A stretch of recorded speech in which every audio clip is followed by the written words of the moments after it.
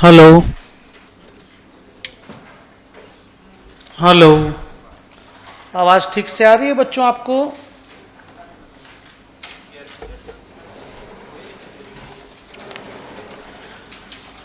अनुपम एक बार रिंग मार, class start करूंगा।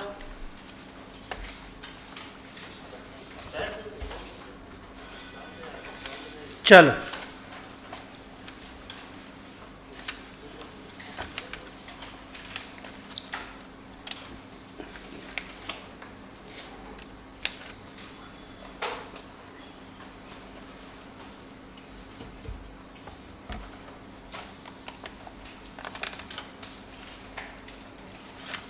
रेडी, स्टार्ट करें बच्चों? चलो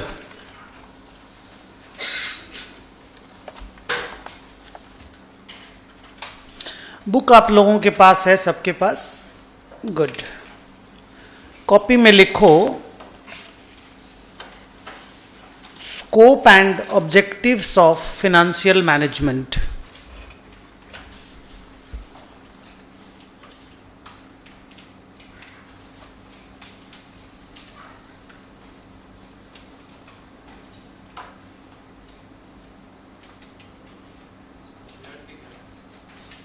ब्लर दिख रहा है?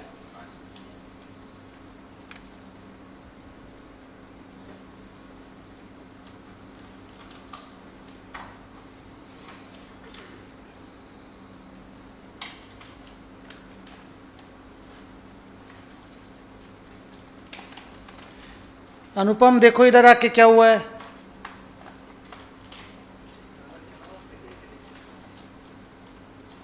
ठीक हो गया क्या? देखो तो। चल ठीक है अनुपम, छोड़ दो।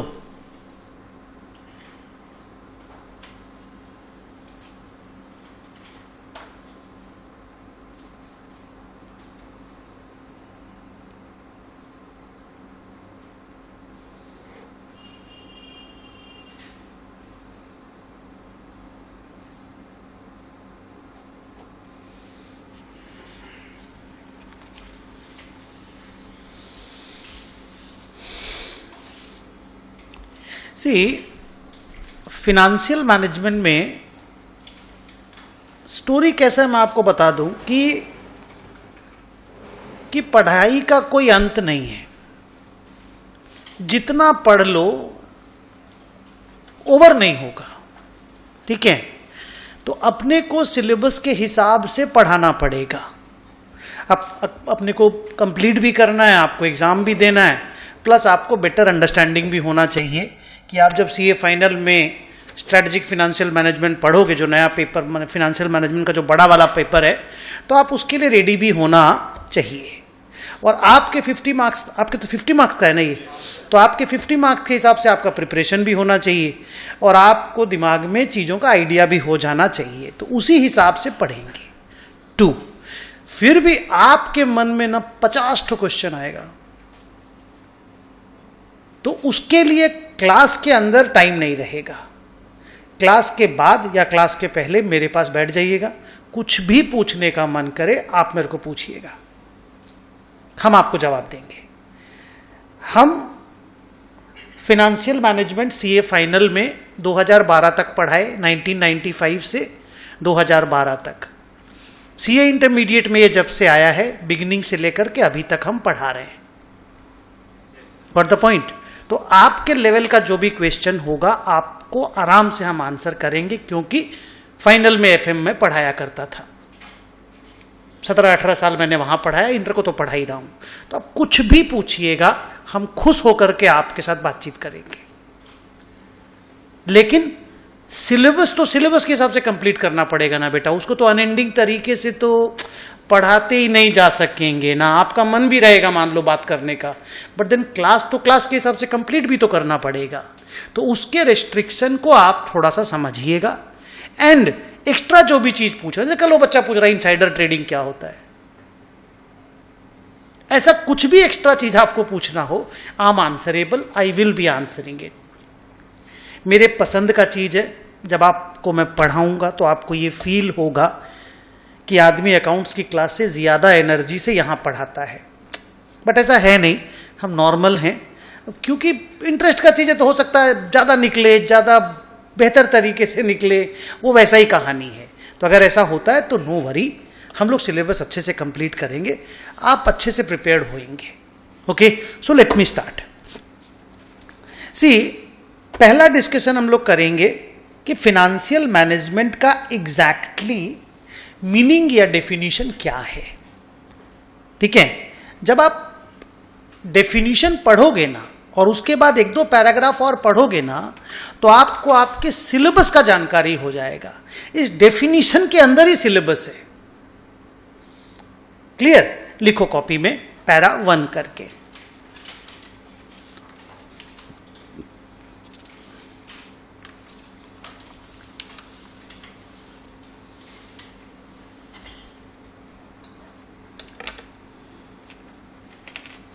देखिए, फिनेंशियल मैनेजमेंट पैरा 1 कर देना ना।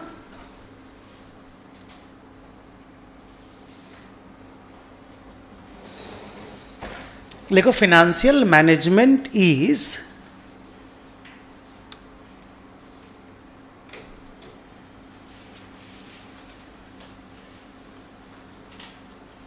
अबाउट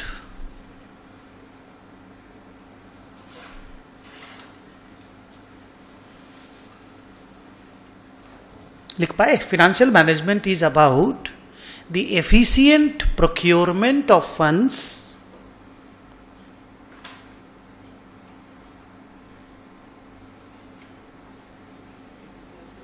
क्या लिखा? एफिशिएंट, एफिशिएंट समझते हो, जो अच्छा वाला एफिशिएंट प्रोक्योरमेंट, अरेंजमेंट। मैं लिखाऊंगा प्रोक्योरमेंट के बारे में। प्रोक्योरमेंट जुगाड़ करना, तो efficient procurement of funds and its effective utilization.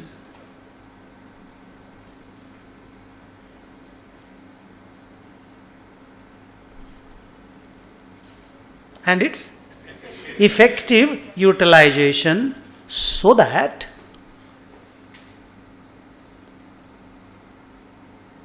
the wealth of the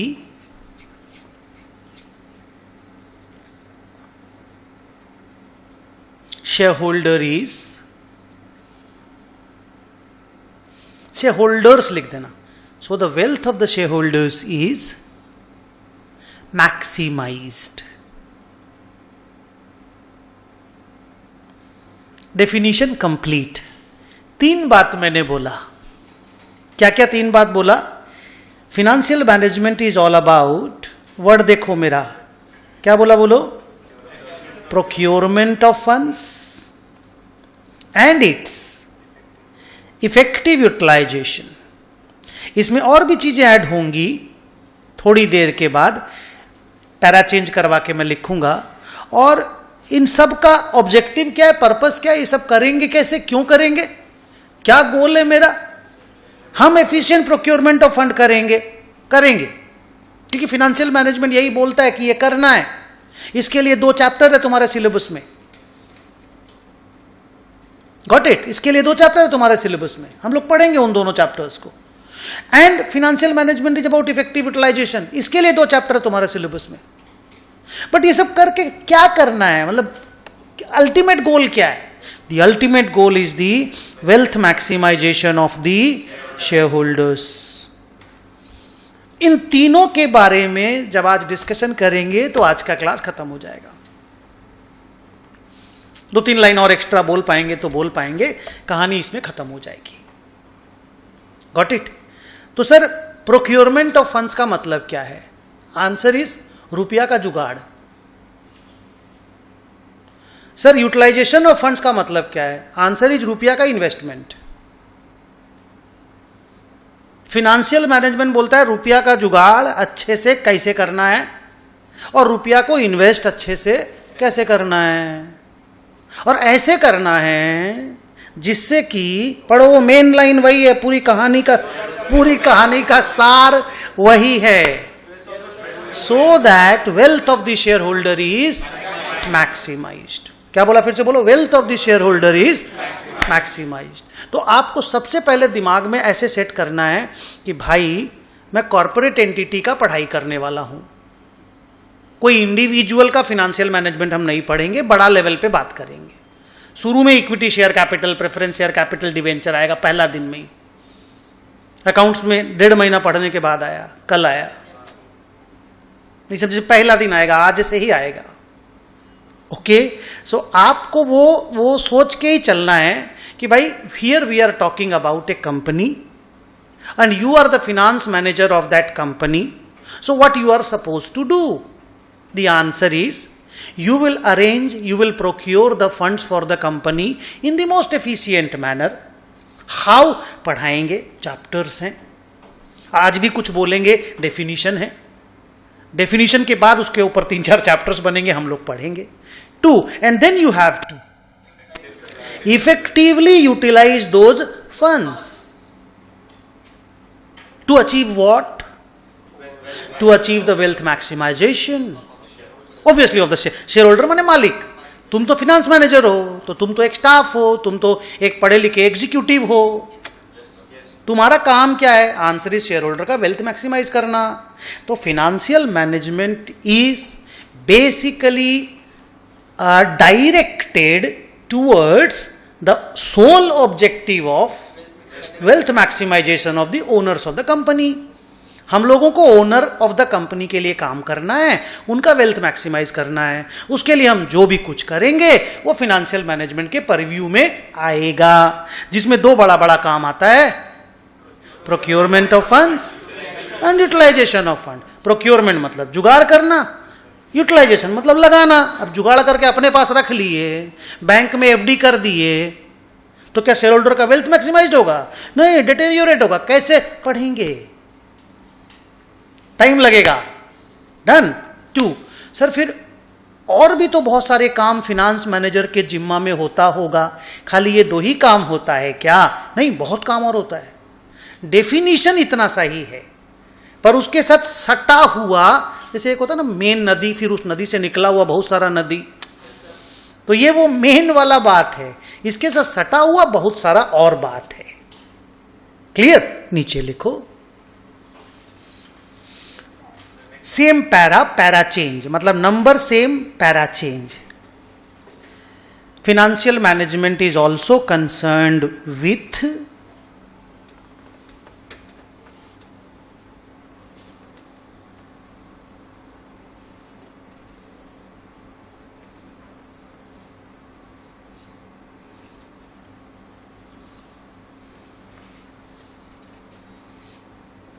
क्या लिखा sir? Financial management is also concerned with the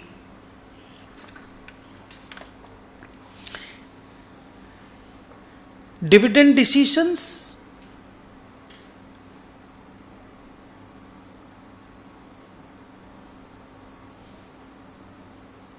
and the management of working capital.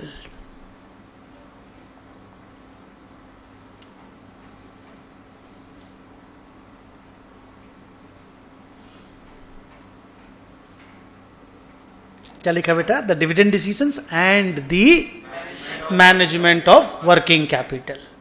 और सबका ऑब्जेक्टिव एक ही है, that is wealth maximisation.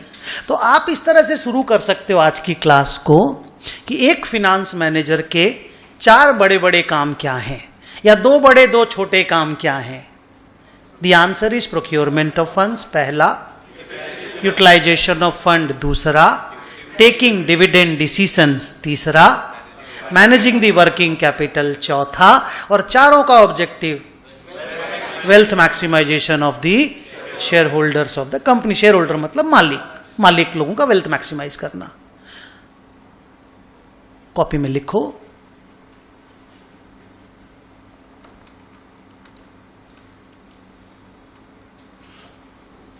Para change करो। नहीं, para वही, खाली para change. Therefore we can divide the functions of a finance manager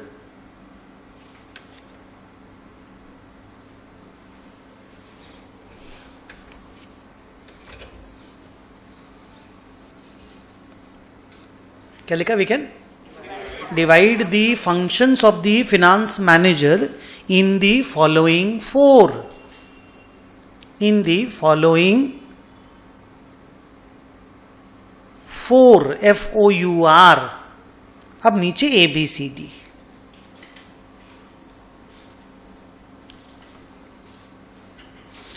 ए में लिखोगे फाइनेंसिंग डिसीजंस, ये प्रोक्योरमेंट ऑफ फंड है. बी में लिखोगे इन्वेस्टमेंट डिसीजंस, नाम से समझ जाओगे क्या चीज का ये यूटिलाइजेशन. फंड जुगाड़ करके अपने पास तो रखना है, उसको इन्वेस्ट करना धंधे में, ये समझे? तो ये इन्वेस्टमेंट डिसीजन. फिर लिखोगे डिविडेंड डिसीजंस,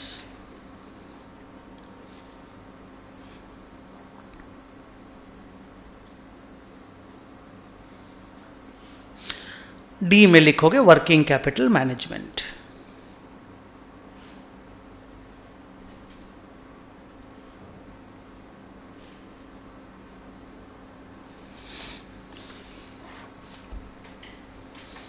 क्या लगता है इस चार में से कौन सा ऐसा आइटम है या ऐसा फंक्शन है जो रोज रोज फिनांस मैनेजर को इन्वॉल्व रखता है?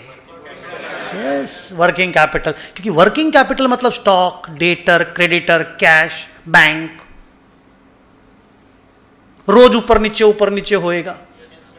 अचानक तुमने देखा स्टॉक बढ़ गया कंपनी में, कंपनी 300 करोड़ का स्टॉक रखता था, साला 750 करोड़ हो गया. भाई ऐसा क्या हो गया? कुछ तो गड़बड़ हुआ है.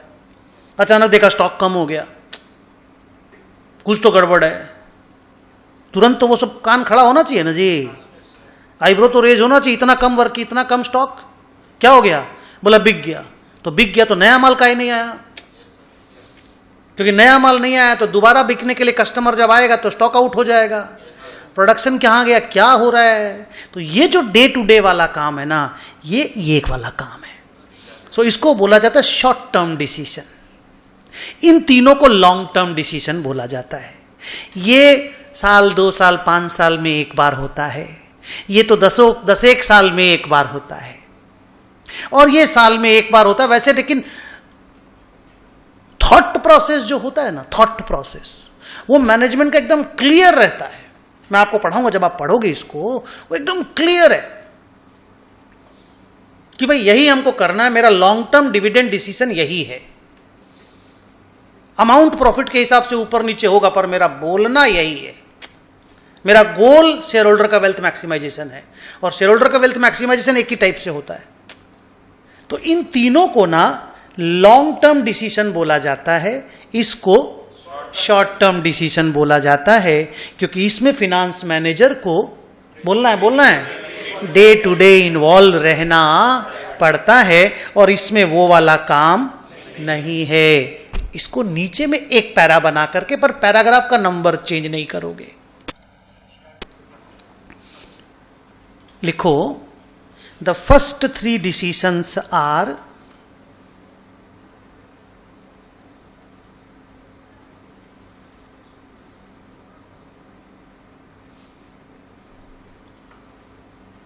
considered as long term,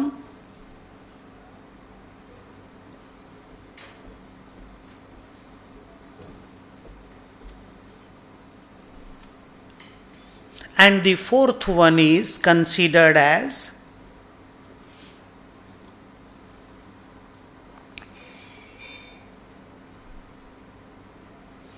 short term function.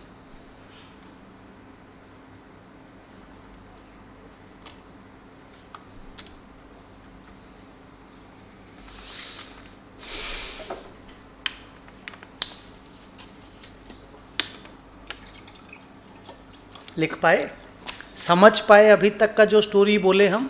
जितना हम समझा, अभी समझाए नहीं है कुछ भी. जब क्लास खत्म होएगा तब आपको लगेगा ओ बाप रे हम लोग कुछ पढ़ के निकले. बट अभी तक जितना बोले आराम से पल्ले पड़ा ना, तो आप निश्चिंत रहना सब कुछ पल्ले पड़ेगा. बस नया नया चीज जब बोलेंगे तो रिसेप्टिव रहिएगा. आप क्वेश्चन 50 तो पूछिएगा, पर जिसको बोलते हैं ना, अब फुटबॉल है, तुम बोले आज तुमको फुटबॉल का फील्ड में लेके गए, भाई फुटबॉल खेलना है, तुम उठा करके दौड़ करके बॉलिंग कर रहे हो उसमें से, तो ये तो तुमको बोलेंगे ना भाई इसको हाथ से नहीं पकड़ना भाई, पांव से मारना है। ये मेरा बोलने का हक है कि नहीं है बताओ? अगर हम फुटबॉल के कोच हैं तो, फुटबॉल के कोच हैं तो वो आप खाली रिसेप्टिव रहिएगा, बाकी मजा आएगा पढ़ करके, इसमें कोई दाग नहीं है। ओके, चलो पैराग्राफ नंबर 2 स्टार्ट करोगे। अब नया पैराग्राफ हो रहा है। डेफिनेशन वाला बात हम कंप्लीट कर दिए। डेफिनेशन से हम लोगों को यह समझ में आया कि भाई एक फिनांस मैनेजर को कुल मिलाकर के 4 काम करने हैं, और भी हैं बहुत सारे, डेफिनेशन में ये 4 हैं कि भाई 4 काम करने हैं।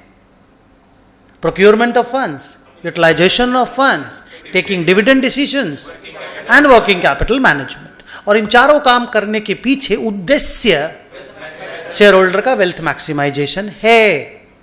वैसे हम लोग इनका खाली वर्ड्स ही समझे हैं, अभी रियल तो अंदर उतरेंगे तब समझ में आएगा। ओके, कॉपी में लिखो पैराग्राफ नंबर 2।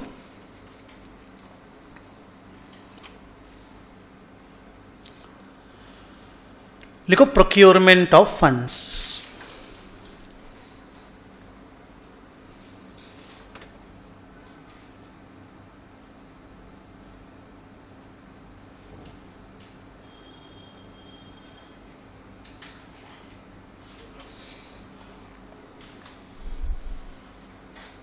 डैश करके ये वाला वर्ड लिख दो, फाइनेंसिंग डिसीजंस।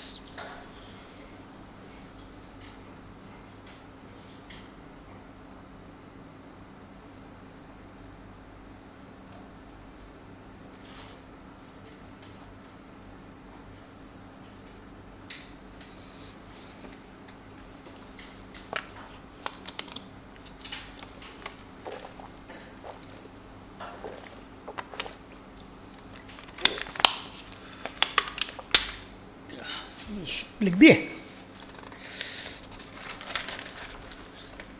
यहां पे मैं कुछ लिख रहा हूं, तुमको लिखना नहीं है, तुमको ये तब लिखना है जब हम बोलेंगे। हमको इसका जरूरत पड़ेगा अभी, पर लिखने का काम होगा थोड़ी देर बाद। ओके, देखो तो मैं कुछ लिखता हूं, सब ठीक है क्या?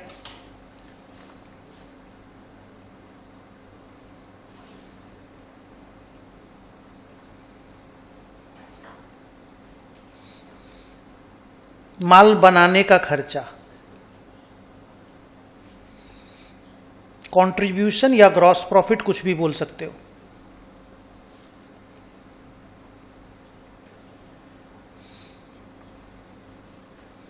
ग्रॉस प्रॉफिट समझते हो? ग्रॉस प्रॉफिट तो समझते हो यार।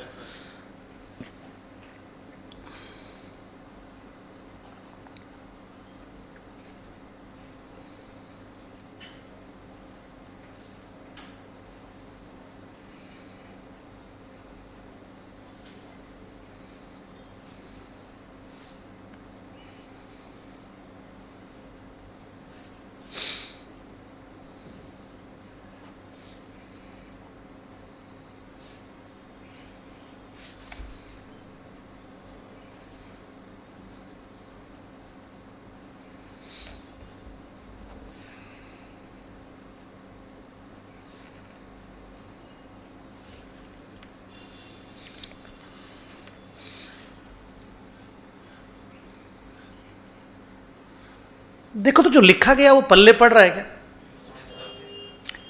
ये हम कम से कम क्लास में 15 से 20 बार, हो सकता है 30 बार भी बनाएंगे।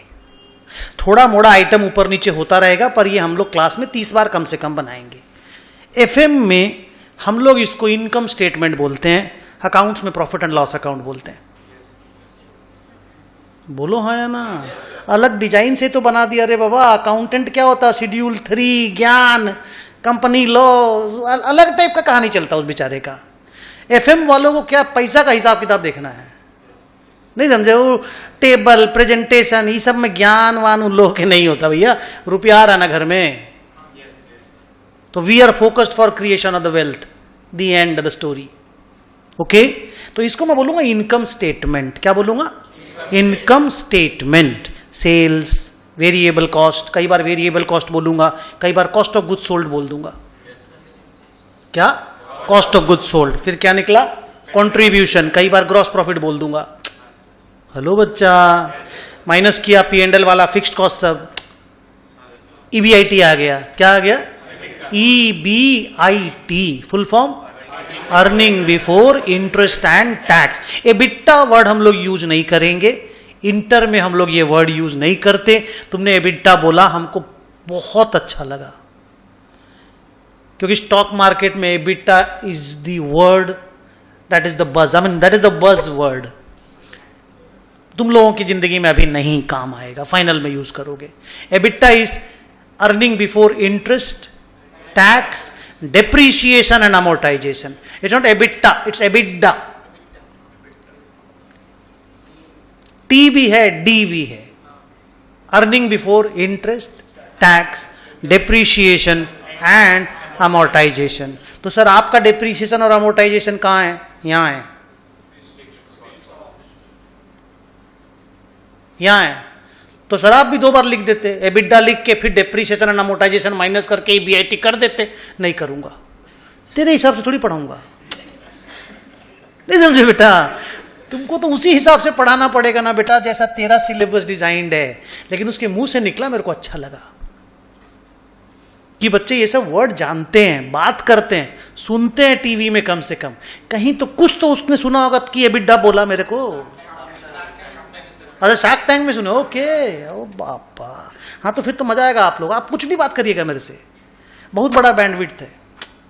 मतलब फुटानी नहीं दिखा रहे हम, हाँ, इट्स नॉट अबाउट फुटानी। हाँ, जहां गलती होती है मैं गलती बताता हूं अपनी, बट बहुत बड़ा बैंडविड्थ है। आप कोई भी चीज के बारे में बात कर सकते हो मेरे से।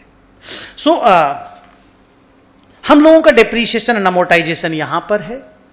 अगर हम बाकी फिक्स्ड कॉस्ट माइनस कर देते हैं और डेप्रीशिएशन एंड अमोर्टाइजेशन को एक लेवल नीचे माइनस करते हैं, जैसे मान लो फिक्स्ड कॉस्ट 300 है, डेप्रीशिएशन एंड अमोर्टाइजेशन 100 है, तो 300 पहले माइनस कर दिए फिक्स्ड कॉस्ट का, तो बोलेंगे एबिडा। फिर डेप्रीशिएशन एंड अमोर्टाइजेशन माइनस किए तो बोलेंगे EBIT। हेलो, फिर इंटरेस्ट माइनस किए तो बोलेंगे PBT। फिर टैक्सेस माइनस किए तो बोलेंगे PAT। तो अगर एबिडा आ भी गया ना, तो मेरे को पढ़ाने का, मैं बोला था नहीं पढ़ाऊंगा, पर पढ़ा दिया। डन हो गया बात। लिखेंगे नहीं हम लोग, क्योंकि हम लोग को जरूरत नहीं पड़ेगा बेटा। ओके, और शार्क टैंक में उसकी क्यों बात होती है, उसका भी बात अगर मेरे से करना है क्लास के बाद, I am ready for that. Upon class के बाद बात करेंगे ना। सिलेबस तो सिलेबस की तरह कंप्लीट करना पड़ेगा, ये बस एक ही बार बोलूंगा और नहीं। हाँ चलो बच्चों, अब सोचो, अगर कंपनी में जैसे लोन का फंडिंग है तो लोन पे इंटरेस्ट कंपनी दे रही है, वैसे अगर प्रेफरेंस शेयर कैपिटल वालों से पैसा ले रखी है कंपनी, तो प्रेफरेंस शेयर वालों को डिविडेंड भी देना पड़ सकता है। बोलो हाँ या ना। मान लो प्रेफरेंस डिविडेंड दिया 100, तो जो प्रॉफिट बचा उसको बोलेंगे profit available for equity share holders 390। कब 490 will become profit available for equity share holders. आराम से टाइम लेके, यहां कोई हड़बड़ी नहीं, आज पहला क्लास है, जस्ट फील कि क्या पढ़ रहे हो, नो स्ट्रेस। कब 490 में become profit available for equity shareholders? If the company has no preference share capital, मतलब कंपनी ने प्रेफरेंस शेयर होल्डर लोगों से पैसा अरेंज नहीं किया है, खाली लोन से पैसा अरेंज किया और इक्विटी वालों से पैसा लिया है, प्रेफरेंस शेयर होल्डर से पैसा रेज कंपनी ने नहीं किया है। अगर नहीं करेगा तो प्रेफरेंस डिविडेंड नहीं आएगा। नहीं आएगा तो बोलो PAT will be equal to the profit available for equity share holders. अगर गवर्नमेंट टैक्स नहीं लेगा तो PBT will become the profit available for equity share holders. हो ही सकता है ना ये, तो उसमें फ्लेक्सिबल रहना, चिल्लाना मत। सब क्वेश्चन के हिसाब से आपको चलाना पड़ेगा। बट सर टैक्सेस तो रहेंगे ना, बिल्कुल रहेंगे, बिल्कुल रहेंगे। बट आज के दिन का स्टेटस बताता हूं, 99 आउट ऑफ 100 कंपनीज, क्या 99 out of 100 companies don't use the funds of preference share holders. Why? इसका लेक्चर आज ही आएगा। क्या बोला, फिर से बोलो। 99% कंपनियां प्रेफरेंस शेयर कैपिटल यूज नहीं करती, कॉस्टली पड़ता है, कॉस्टली पड़ता है, बस अभी इतना ही सुनना। क्या बोला? कॉस्टली पड़ता है, उससे सस्ता में डेट से पैसा आ जाता है, लोन से। डेट यूज करूंगा लोन के लिए, और इक्विटी आप जानते हो, शेयर होल्डर्स इक्विटी का पैसा, मालिक लोग का पैसा के लिए। तो डेट और इक्विटी दो बज़वर्ड रहेगा यहां पे, रोज रोज वही बात चलेगा। Financial management is all about managing your debt and managing your equity. It's the debt equity theory. Okay? So, अगर आपको क्वेश्चन पेपर में प्रेफरेंस शेयर कैपिटल नहीं मिलता है, रिपीट, अगर आपको क्वेश्चन पेपर में प्रेफरेंस शेयर कैपिटल नहीं मिलता है, आश्चर्य मत करना। क्या समझे? वो नहीं होता है रियलिटी में, वो खाली पेपर पे है, स्टडी मैट में है, बुक्स में है, किसी कंपनी की बैलेंस शीट में नहीं है वो। ओके, चलिए आगे चलते हैं। मेरे को बात बताओ, ऐसा एक इनकम स्टेटमेंट तुम्हारे पल्ले पड़ता है? जल्दी रिपीट करो मेरे साथ। सेल्स, वेरिएबल कॉस्ट, कंट्रीब्यूशन, ठीक है, fixed cost, EBIT, interest, PBT, taxes, PAT, PAT को पैक्ट, प्रेफरेंस डिविडेंड, पाफेस, क्या? PAFES, profit available for equity share holders. एकदम डन है। अब अगर मैं आपको ऐसे बोलूं,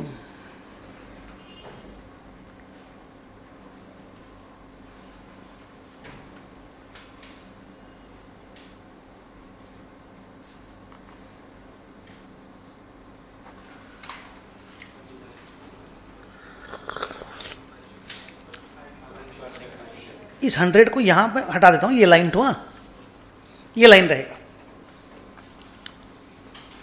ये क्या मतलब हुआ बताओ तो? नंबर ऑफ इक्विटी शेयर, समझ रहे हो? नंबर ऑफ इक्विटी शेयर माने इस कंपनी की इक्विटी शेयर कैपिटल में 10 लाख शेयर है, सब लैक्स में है, all this figures are in lakhs.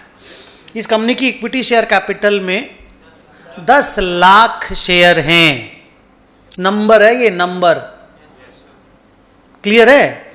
और उसके लिए कंपनी साल में 390 लाख रुपया अर्न करती है। तो 390 लाख रुपया तो पूरा कंपनी का अर्निंग है, but that earning is for 10 lakh equity shareholders, 10 lakh number of shares. This earning is called PAFS, profit available for equity shareholders, but that will be shared between 10 lakh number of equity shares. बोलो ना हाँ. तो अगर मैं इसको divide कर दूं,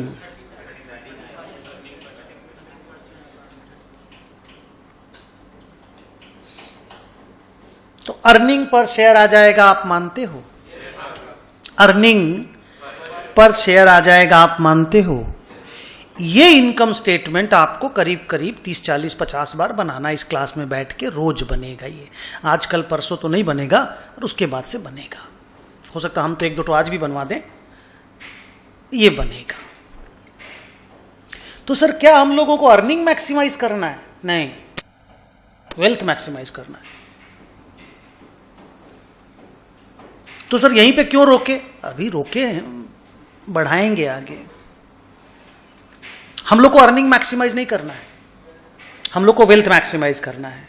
but एक चीज क्लियर है कि earning maximisation with proper management of risk leads to wealth maximisation. Repeat करो, profit maximise, earning profit maximisation with proper risk management leads to wealth maximisation. अगर प्रॉफिट मैक्सिमाइजेशन के चक्कर में अनाप शनाप रिस्क ले लिए, वेल्थ डिस्ट्रॉय हो जाता है. The best example is Anil Ambani. The second best example is Vijay Mallya. कोई खराब धंधा नहीं था उनका. They were doing good. The only problem that they faced was the debt. जब धंधा अच्छा चला, इतना डेट, पढ़ाएंगे आपके यहाँ, मेन पढ़ाई यही है. इतना डेट ले लिया कि जब 2 साल भी धंधा अच्छा नहीं चला तो डेट का इंटरेस्ट पेमेंट नहीं कर पाया. सारे अकाउंट नॉन परफॉर्मिंग असेट हो गए. कंपनियां बेचनी पड़ गई या इंसॉल्वेंट हो गई. धंधा करना बुरी बात थोड़ी है, प्रॉफिट कमाना बुरी बात थोड़ी है, पर प्रॉफिट कमाने के चक्कर में ज्यादा रिस्क ले लेना बुरी बात है. That is dangerous. तो वो जो रिस्क मैनेजमेंट है ना, that is going to be the part of your studies. तो अर्निंग मैक्सिमाइज करने से ही वेल्थ मैक्सिमाइज होगा, but with proper management of risk. इसकी स्टोरी 1 घंटा के बाद आएगी. आप अभी कहानी में ठीक ठाक हैं. ये इनकम स्टेटमेंट आप ड्रॉ कर पाएंगे थोड़ी देर बाद मेरे लिए. गुड. कॉपी में लिखो.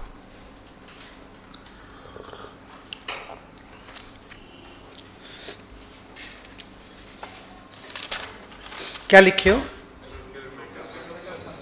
प्रोक्योरमेंट ऑफ फंड्स लिखो. This function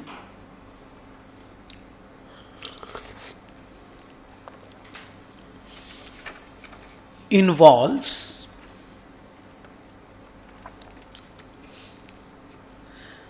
the following steps.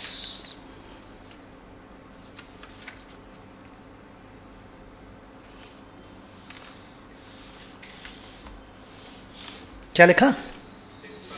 This function involves the following steps. नीचे लिखोगे A.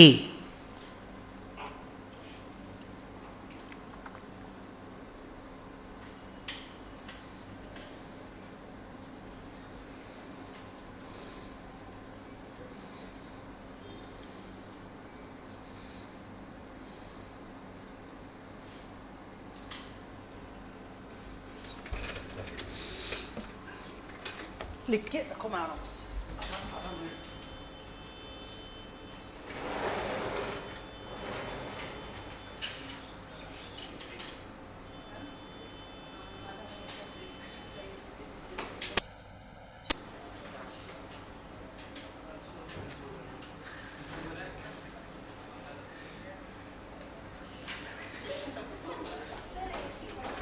हाँ जी, करवाते. पहले बताइए क्या लिखे हम. Hello, talk. Determining the funds required. अच्छा बच्चों, पहले ना आप अपने दिमाग में ऐसे सेट करके रखना कि हम लोग बिजनेस के लिए फिनेंशियल मैनेजमेंट कर रहे हैं. माने there has to be a business, there has to be a manufacturing kind of thing और ट्रेडिंग काइंड ऑफ थिंग. मतलब हम स्पेक्यूलेशन नहीं करने बैठे हैं. समझ रहे हो? हम धंधा करने के लिए बैठे हुए. हम रिलायंस काइंड ऑफ कंपनी, हम Tata steel kind of a company, और I am doing something. I am Zomato kind of a company, I am doing something. I am not buying and selling the shares of companies.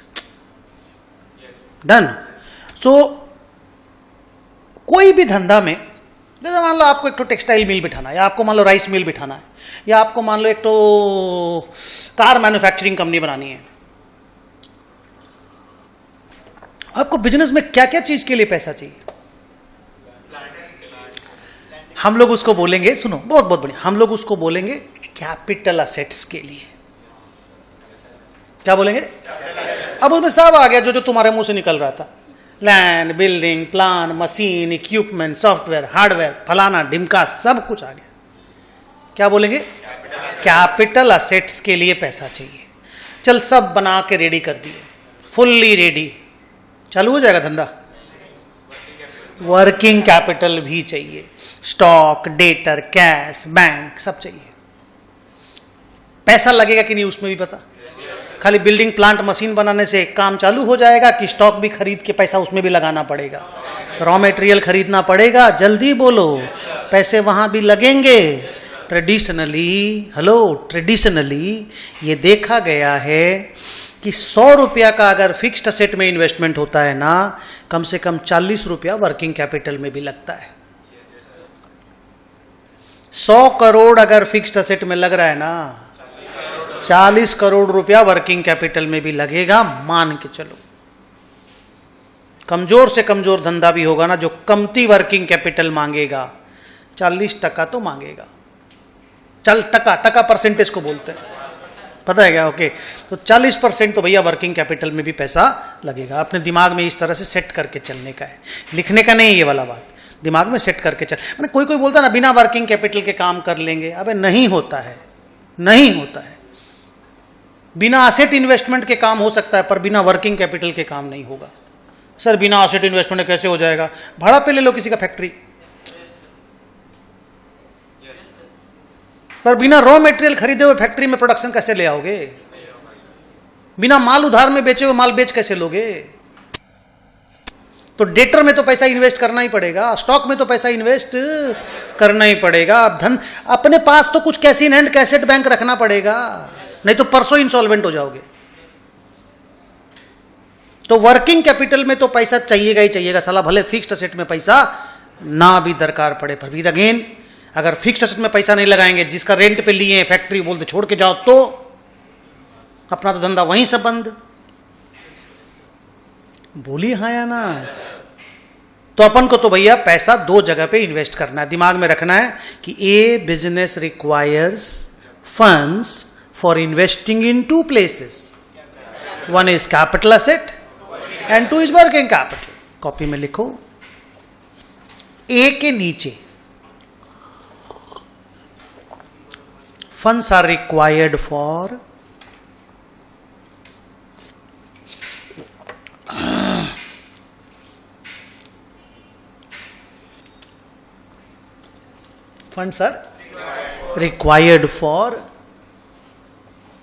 capital assets and working capital।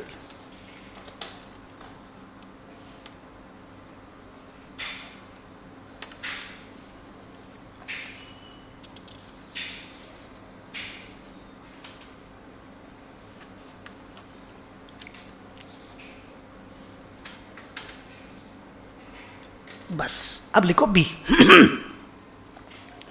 तो sir सबसे पहले क्या करना है, आपको यह पता करना है कि भाई आपको कितना फंड्स रिक्वायर्ड है। मान लो आपको फंड चाहिए 400 लाख, 4 करोड़ रुपया आपको चाहिए।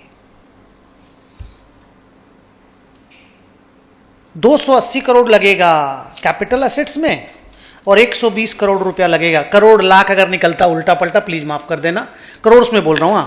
280 करोड़ का रेंट असेट है, क्या ना, कैपिटल असेट में चाहिए, और 120 करोड़ रुपया मेरे को वर्किंग कैपिटल के लिए चाहिए। तो मेरे को 400 करोड़ रुपया का जुगाड़ करना है, क्योंकि हवा में पैसा जुगाड़ नहीं होता है। पहले गोल तो पता रहे भाई कितना पैसा जुगाड़ हमको करना है, ये सबसे पहले आपको डिटरमाइन करना पड़ेगा। इसका डिटर्मिनेशन कैसे होता है? कैपिटल असेट में कितना चाहिए, वर्किंग कैपिटल असेट में कितना चाहिए। क्लियर है? अब लिखो बी। हाँ बोल। हाँ बिल्कुल एस्टिमेट ही है भाई साहब, हिस्ट्री कुछ नहीं है। हेलो सुन लो, अकाउंट्स और फाइनेंशियल मैनेजमेंट का 2 बड़ा डिफरेंस, रादर एक बड़ा difference. Accounts is postmortem, patient मर गया है, पता करना है क्यों मरा। फाइनेंशियल मैनेजमेंट इज पेशेंट को मरने नहीं देना, हेलो, उसको मरने नहीं देना। Financial management is all about future, इसमें हिस्ट्री का काम ही नहीं है। हिस्ट्री को यूज करके फ्यूचर को प्रोजेक्शन करके धंधा करना है जी। Got the point? तो एफएम अलग, अकाउंट में क्या ये हो गया, जा लिख ले क्या करेंगे, दैट इज एफएम। लिखने वाला काम तो कोई भी अकाउंटेंट कर लेगा, पर डिसीजन मेकिंग जो है ना, कि क्या करें कि वेल्थ मैक्सिमाइज हो, क्या करें कि रुपया कमा के लाएं, क्या करें कि रुपया भी कमाए, रिस्क भी मिनिमाइज रहे, क्या करें कि वेल्थ मैक्सिमाइज हो। तो decision making, it's all about decision making. तो डिसीजन मेकिंग चैलेंजिंग है कि डिसीजन के बाद जो रिजल्ट आया उसको लिखना चैलेंजिंग है।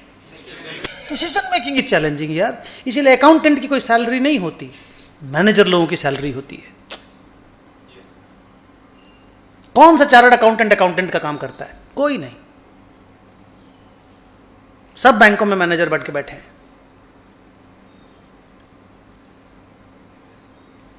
लिखो नंबर बी, आइडेंटिफिकेशन ऑफ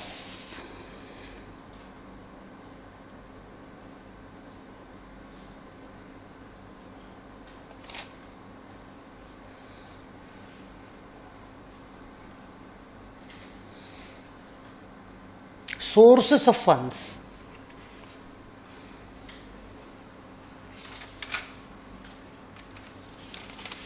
क्या लिखा? Identification of sources of fund. Source समझते हो? हाँ, कहां से पैसा जुगाड़ करेंगे? ट्रेडिशनली इक्विटी और डेट, बैंक और मालिक। बैंक से जाकर के लोन ले लीजिए, डेट तो हो गया वो, DEBT, डेट, डेट हो गया वो। बाकी पैसा मालिक लोगों का लगा लीजिए, इक्विटी हो गई वो। तो ट्रेडिशनली दो ही सोर्स से पैसों का जुगाड़ होता है। जब बैंक्स भी नहीं बना था तो आदमी अपना पैसा यूज करके धंधा करता था, या फिर महाजन लोग से जो मनी लेंडर होते थे उनसे पैसा बोरो करता था। अभी मनी लेंडर का जगह बैंक ले लिया है, ऑर्गेनाइज्ड वे में लेंडिंग होने लग गया है। बट ये माना जाता है कि traditionally there are two sources of funds, one is debt and the other one is equity. Over a period of time a third source of fund emerged, जिसका नाम हुआ प्रेफरेंस शेयर कैपिटल। क्या बोला? जिसका नाम हुआ प्रेफरेंस शेयर कैपिटल। अब preference share capital की कैरेक्टरिस्टिक्स कैसी है? वो साला आधा डेट है आधा इक्विटी है। सर वो डेट कैसे है और वो इक्विटी कैसे है? अब आप मेरे को कुछ कुछ बताइए, जितना कुछ आप जानते हैं। नहीं जानेंगे आप मना कर दीजिएगा, सर आप बता दो, मैं बता दूंगा। शांति रखो। हाँ, डेट की कैरेक्टरिस्टिक क्या है? आपको उसको फिक्स्ड रेट से इंटरेस्ट देना है, तय समय के बाद उसका पैसा लौटा देना है। जल्दी बोलो। So the principal has to be redeemed and interest has to be paid periodically at fixed rate of interest. बोलो हाँ या ना? वेदर और not you earn profits. If you earn profit pay interest, if you don't earn profit still pay interest. बोलो हाँ या ना? Profit हो या नहीं हो, डेट होल्डर ये बात तुमसे नहीं पूछेगा, बोलेगा मेरा ब्याज का चेक लेके आओ। बोलो हाँ या ना? इक्विटी की क्या कैरेक्टरिस्टिक है? इक्विटी की क्या कैरेक्टरिस्टिक है so far as the equity share holders का demand are concerned? Answer is, अगर प्रॉफिट हुआ तो कंपनी उनको डिविडेंड देगा। वो भी कंपनी के ऊपर डिसाइड करना है। कंपनी चाहे तो डिविडेंड दे, कंपनी नहीं चाहे तो डिविडेंड ना दे। बोलो हाँ या ना? कंपनी चाहे तो डिविडेंड देगी, कंपनी चाहेगी तो डिविडेंड नहीं भी देगी। अब तुम बोलोगे सर अगर कंपनी चाहेगी डिविडेंड देगी, नहीं चाहेगी तो नहीं देगी, तो फिर कौन आदमी इक्विटी शेयर होल्डर बनना चाहेगा? हर आदमी तो डेट होल्डर बनना चाहेगा ना, कि भाई मेरा फिक्स्ड रेट से इंटरेस्ट मिल जाए और तय समय के बाद मेरा प्रिंसिपल वापस मिल जाए। फिर आदमी इक्विटी शेयर होल्डर क्यों बनना चाहता है? क्यों ये बच्चा कल से परसों से रोज से इक्विटी का बात करता है? सर जो मैं क्या जियो फिनेंशियल खरीद लें। इसी क्लास में कोई बच्चा हमको उस दिन बोल रहा था जियो फिनेंशियल, वो तो इक्विटी शेयर होल्डर बनना जा रहा है ना। वो तो नहीं बोल रहा जियो फिनांस को लोन दे दें, पैसा तो है उसके पास, शेयर खरीद सकता है तो लोन भी तो दे सकता है। उसी पैसे से शेयर खरीदो, उसी को लोन दे दो। तो लोग इक्विटी शेयर होल्डर क्यों बनना चाहते हैं? The answer is, company dividend दे या नहीं दे, प्रॉफिट शेयर होल्डर लोगों का ही है। हेलो, ये जो 390 करोड़ का प्रॉफिट है, ये शेयर होल्डर लोगों का ही है। कंपनी इसको अपने पास रखे या शेयर होल्डर में बांट दे, है this profit is available for equity share holder. अब तुम बोलोगे लेकिन सर कंपनी अगर नहीं बांटता है तो शेयर होल्डर के तो हाथ में कुछ नहीं आता है। शांति शांति शांति, तो शेयर होल्डर के हाथ में तो कुछ नहीं आया। आंसर इज, अगर कंपनी नहीं बांटता है तो इसी पैसा को कंपनी इन्वेस्ट करता है, आइडल तो रखेगा नहीं। इफेक्टिव यूटिलाइजेशन ऑफ फंड्स पढ़ने वाले हम लोग। इस पैसा को पहले तो कंपनी इतना पैसा तो कमा ही रहा है ऑलरेडी इन्वेस्ट करके। अब ये पैसा अगर डिविडेंड के रूप में, बच्चों ये वो दिखाई दे रहा है ना, समझना। और कोई डाउट होगा ना हमको बोलना, हम डांटेंगे नहीं, एकदम प्यार से बोलेंगे। ये पैसा को कंपनी अगर डिविडेंड नहीं बांटेगा तो री इन्वेस्ट करेगा और धंधा खोलेगा, नया धंधा में इन्वेस्ट करेगा और नया सेल होगा और नया प्रॉफिट आएगा। सर फिर कंपनी नहीं बांटेगा, फिर हमको कुछ नहीं मिलेगा, बोलने दो। तो सर हमको कब कुछ मिलेगा? हम तो इक्विटी शेयर होल्डर हैं, हमको मिलेगा कब कुछ? द आंसर इज, अगर कंपनी का अर्निंग बढ़ता जाएगा और कंपनी अगर रिस्क को ढंग से मैनेज कर लेता है, तो मैंने एक बात बोला था, शेयर होल्डर का वेल्थ मैक्सिमाइज होगा। सर ये वेल्थ होता क्या है? वेल्थ मीन्स मार्केट प्राइस पर शेयर। वो सर वेल्थ मैक्सिमाइजेशन माने वो मार्केट प्राइस खाली? यस, खाली मार्केट प्राइस।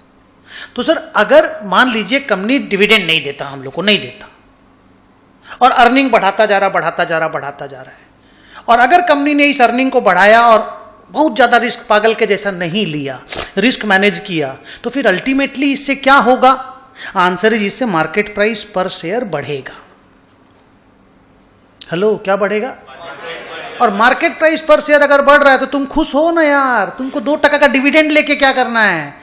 स्टॉक का अगर मार्केट प्राइस बढ़ रहा है तो तेरा तो वेल्थ क्रिएट हो रहा है ना यार। थोड़ा शेयर बेच देना तो 4 5 ठो, मान लो 1000 शेयर है, तुमको रुपया चाहिए, 5 ठो शेयर बेच दो, डिविडेंड के बराबर तो रुपया ही जाएगा।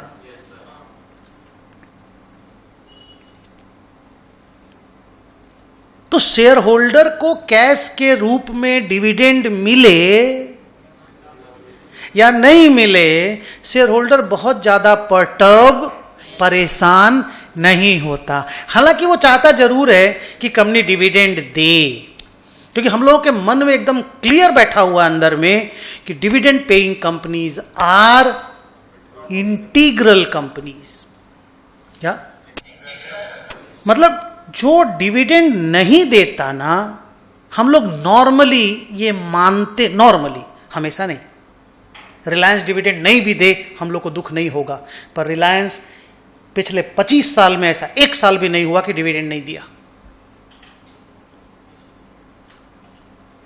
इन्फोसिस डिविडेंड नहीं भी दे चलेगा, पर जब से मैंने होश संभाला है मैंने कभी ऐसा नहीं देखा कि इन्फोसिस ने डिविडेंड नहीं दिया। नहीं समझे?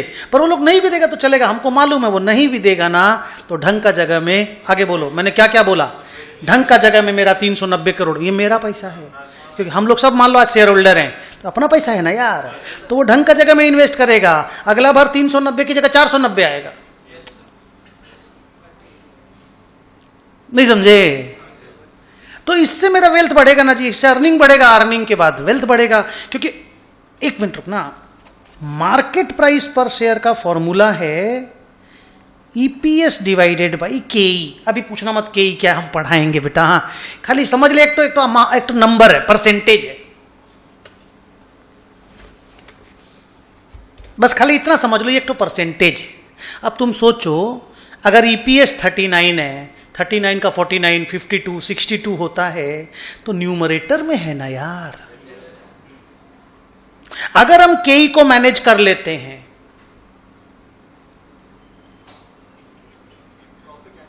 नहीं समझे, तो अर्निंग अगर मेरा बढ़ रहा है और केई डिसेंटली मैनेज्ड है तो अल्टीमेटली मार्केट प्राइस पर शेयर बढ़ेगा कि नहीं? बट प्लीज, मार्केट प्राइस पर share is dependent on 2 factors, not 1. नहीं, इसका नाम से बोलो। One is the earning per share, second one is the केई। केई बोलो ना, केई बोलो ना, केई बोलो ना अभी प्लीज, बाकी पढ़ेंगे ना यार हम हैं तो। केई बोलो ना एक बार। सर ये केई है क्या चीज? चैप्टर है एक तो। सर फालतू बात। केई को बोलते हैं expectations of the share holders in percentage terms. क्या बोलते हैं? Expectations of the share holders in percentage terms. Share holder का एक्सपेक्टेशन है परसेंटेज में। रिपीट, शेयर होल्डर का एक्सपेक्टेशन है परसेंटेज में। सर कैसे कैलकुलेट होता है? पढ़ाएंगे, चैप्टर है। चैप्टर का नाम है कॉस्ट ऑफ कैपिटल। केई को बोलते कॉस्ट ऑफ इक्विटी। क्या बोला? केई को बोलते हैं कॉस्ट ऑफ इक्विटी। चैप्टर का नाम है कॉस्ट ऑफ कैपिटल। हम लोग के सिलेबस में 2-3 वीक के बाद स्टार्ट हो जाएगा। तो अब सोचो 39 डिवाइडेड बाई से 10% या 39 डिवाइडेड बाई से 12%। से मेरे कंपनी का केई 12% है। Share holders are expecting 12% return from their investments in equity. करो करो, डिवाइड करो जल्दी जल्दी। 325। ये क्या है? मार्केट प्राइस पर शेयर। हमको इसको बढ़ाना है बस, रोज रोज रोज रोज मेहनत करके। तो कैसे बढ़ेगा हमको बताओ? ईपीएस को बढ़ाओ और केई को बढ़ने मत दो। हेलो, ईपीएस को बढ़ाओ, केई को बढ़ने मत दो। तो केई बढ़ता गिरता कैसे? अरे पढ़ाएंगे, सिलेबस में है। प्लीज अभी टेंशन मत लो। अभी तो जितना बोलना उतना ही ना बोल पाएंगे मेरे भाई, तुम नहीं समझ पाएगा बाकी चीज। हाँ, तो कुल मिला के गेम है, ईपीएस को बढ़ाना है और केई को मैनेज करना है। केई अगर थोड़ा बढ़ता है, ईपीएस अगर परसेंटेज में ज्यादा बढ़ता है तो कोई वांदा नहीं है। नहीं समझे? आपका ईपीएस ज्यादा रफ्तार से बढ़ना चाहिए, केई कम रफ्तार से बढ़ना चाहिए। आपका वेल्थ मैक्सिमाइज होता रहेगा। बोलो हां या ना? समझ में आ रहा है? सो मार्केट प्राइस पर share is dependent on 2 factors, earning per share and केई। एंड केई का अच्छा नाम क्या है? Cost of equity. Cost of equity बोलने से समझ में तो आता नहीं है, तो ऐसे समझो, it is the expectations of the share holders from their investment in equity in percentage term. सारा कॉस्ट परसेंटेज टर्म्स में निकलता है। तो शेयर होल्डर का जो एक्सपेक्टेशन है ना, उसको बोलते हैं केई। अब 2-4 लाइन अपने मन से बोलो। एक डिबेंचर होल्डर का और एक इक्विटी शेयर होल्डर का एक्सपेक्टेशन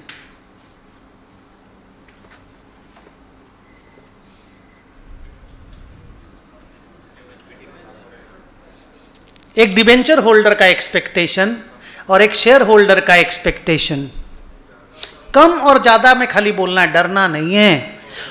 लाख गलती बोलो बेटा, हम माफ करेंगे। डिबेंचर होल्डर का एक्सपेक्टेशन कम रहेगा और इक्विटी शेयर होल्डर का एक्सपेक्टेशन ज्यादा रहेगा। क्यों? Thank you very much. आप तो पढ़ पुढ़ा के आए हैं। सर पढ़े नहीं है, बेसिक बुद्धि है, मुझे मालूम है। मतलब एक चीज क्लियर है कि एक्सपेक्टेशन आदमी वहां पे ज्यादा करता है जहां पे वो रिस्क ज्यादा लेता है। डिबेंचर होल्डर क्योंकि रिस्क कम लेता है, उसका प्रिंसिपल गारंटीड है, उसका इंटरेस्ट रेट गारंटीड है, तो उस साले को 8% ही चाहिए बस। उसको 8% रिटर्न साल का मिल रहा है, वो खुश है। ब्याज का कंपनी 8% दे रही है साल का, 100 रुपए के पीछे 8 रुपए मिल रहा है, ही हैप्पी।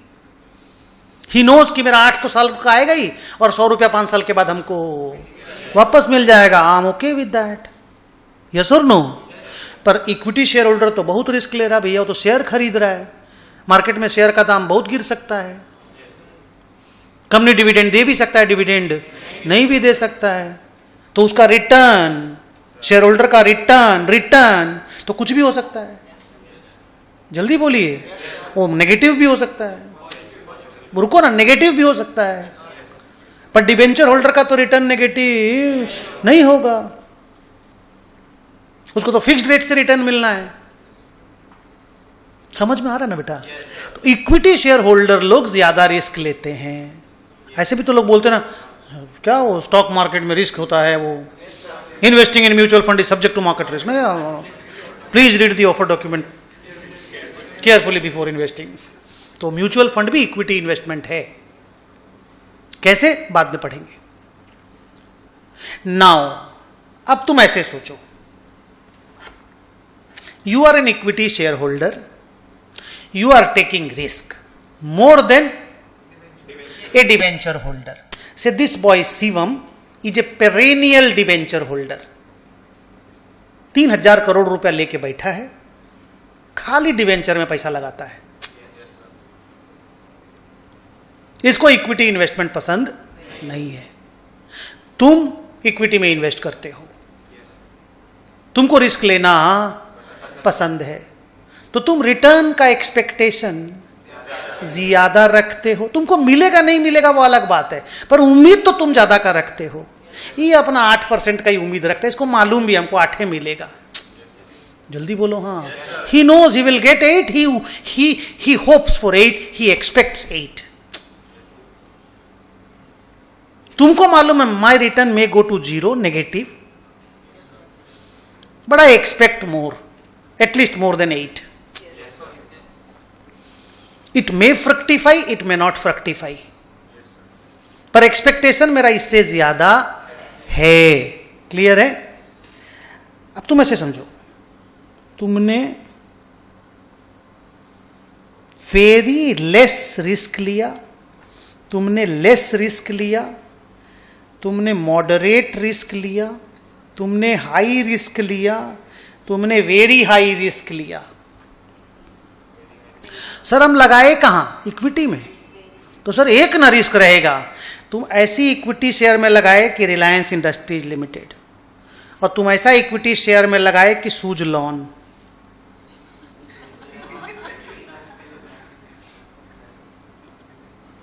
रिस्क अलग अलग है कि नहीं है? जल्दी बोले, जब सीखना पड़ेगा हम बोल देना। और पूरा प्रैक्टिकल बात होगा, इसी तरह का बात होगा पूरे एफएम में। रिस्क अलग अलग है कि नहीं? सर हम तो इक्विटी में लगाए हैं जहां ऑलरेडी रिस्क है। अबे वो भी तो कम बेसी है, हर जगह एक ही जैसा रिस्क है क्या? Investing in all company same risk.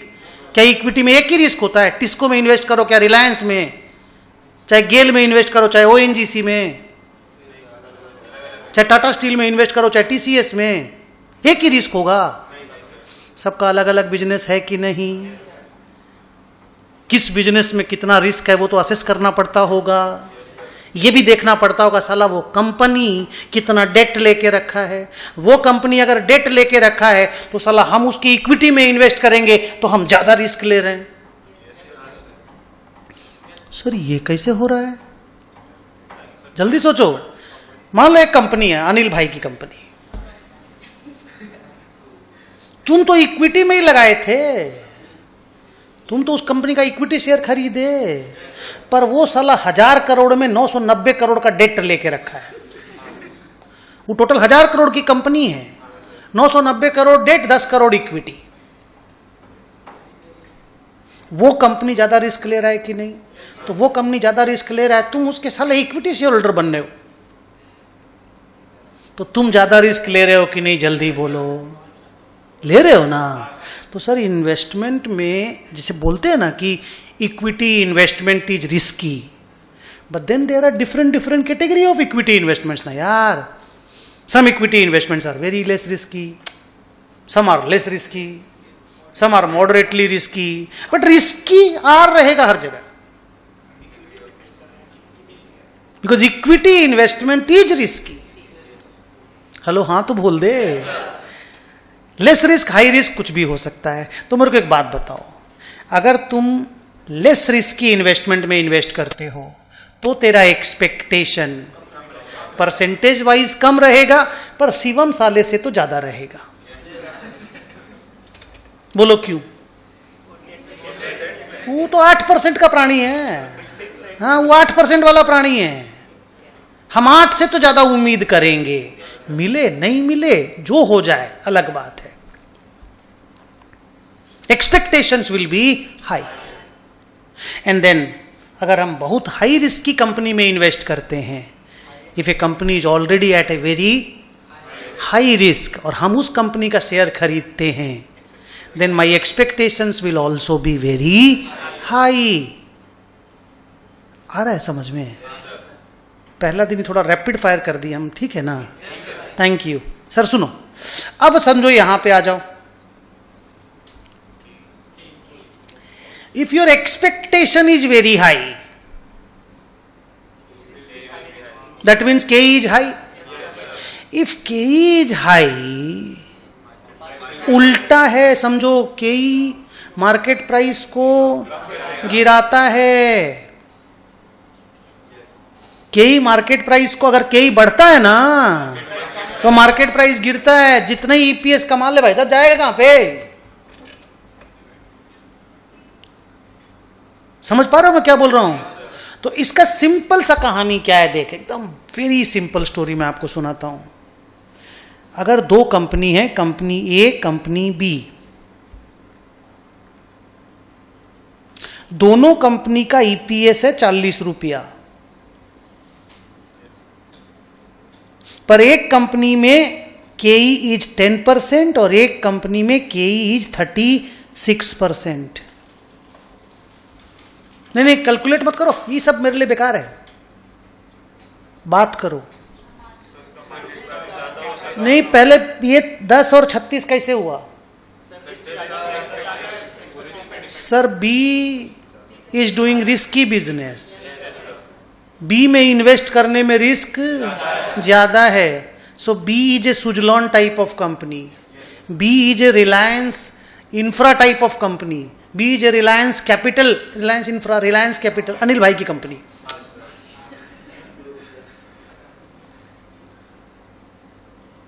नहीं समझे? तो सर यहां पे रिस्क ज्यादा है, दिस इन्वेस्टमेंट में रिस्क ज्यादा है और इस इन्वेस्टमेंट में रिस्क कम है। समझ पा रहे हो? तो अल्टीमेटली के ई, रुको, अल्टीमेटली के E is a function of risk.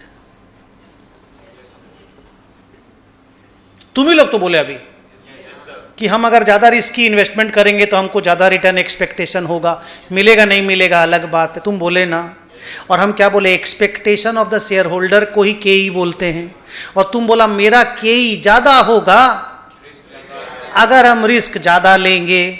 तो फिर हम ऐसे नहीं बोल सकते कि के E is a function of risk. के ई बढ़ेगा अगर रिस्क बढ़ेगा, के ई गिरेगा अगर रिस्क गिरेगा। अब मैं यहां कुछ लिखता हूं, नोबेल प्राइज विनर फॉर्मूला है ये।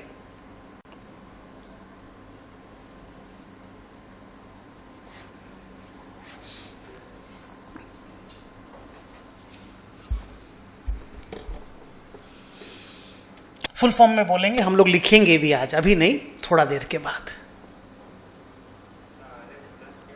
के E is equal to R F, risk free rate of return. Risk free rate of return 8% या और नीचे 6% गवर्नमेंट बॉन्ड वाला, ये तो फिर भी कंपनी के बॉन्ड में इन्वेस्ट करता है। Beta, sir what is this? It is a measurement of risk. 7.9, 2.4, 7.6, 22.9, 1.6, 1.4, 0.8। Sir ये कैसे निकलता है? पढ़ेंगे, सिलेबस में है, अभी नहीं पढ़ा सकते। सब कुछ एक दिन में कैसे पढ़ाएंगे? सिलेबस में है। ये रिस्क का मेजरमेंट है। जैसे तेरा हाइट कितना है? 5 foot 8 inch, 5 foot 5 inch, 5 foot 4.5 inch. जैसे हाइट ऊपर नीचे नहीं होता आदमी का, वैसे कंपनियों का बीटा ऊपर नीचे होता है।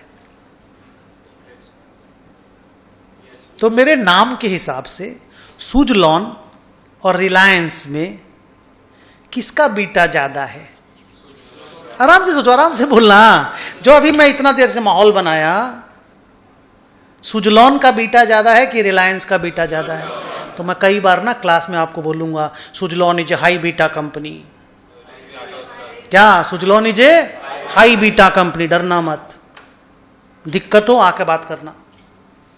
Reliance capital is a high beta company, JP associate is a high beta company, HCC is a high beta company, Reliance industries limited is a low beta company. कैसे कैलकुलेट होता है, क्या इंप्लीकेशन है, क्या इंपैक्ट है, क्यों निकालते हैं, क्या काम है, पढ़ेंगे। लेकिन एक चीज बताओ, इस फॉर्मूला से ये तो क्लियर है कि अगर बीटा ज्यादा होगा तो के ज्यादा होगा। देखना सिंपल है, देख एकदम सिंपल है। इफ बीटा इज हाई के विल बी हाई। RF क्या है? Risk free rate of return. क्या है? Risk free rate of return. जो गवर्नमेंट बॉन्ड में पैसा लगाते हैं ना, उनको जो रिटर्न मिलता है ना, उसको risk free rate of return बोलते हैं। सर शिवम वाला 8% को बोल दें, उससे भी कम। शिवम तो कंपनी में के डिबेंचर में इन्वेस्ट करता है ना, तो स्टिल उसका इन्वेस्टमेंट रिस्क फ्री नहीं है। तो सर फिर किसका इन्वेस्टमेंट रिस्क फ्री है? गवर्नमेंट बॉन्ड में अगर आप पैसा लगाओगे तो the investment is risk free. तो मान लो risk free rate of return is 6%, plus Suzlon का beta is 4.9, market rate of return मान लो 11%। सर ये क्या है? ओवरऑल पूरे मार्केट को अगर एक इन यूनिट मान लिया जाए,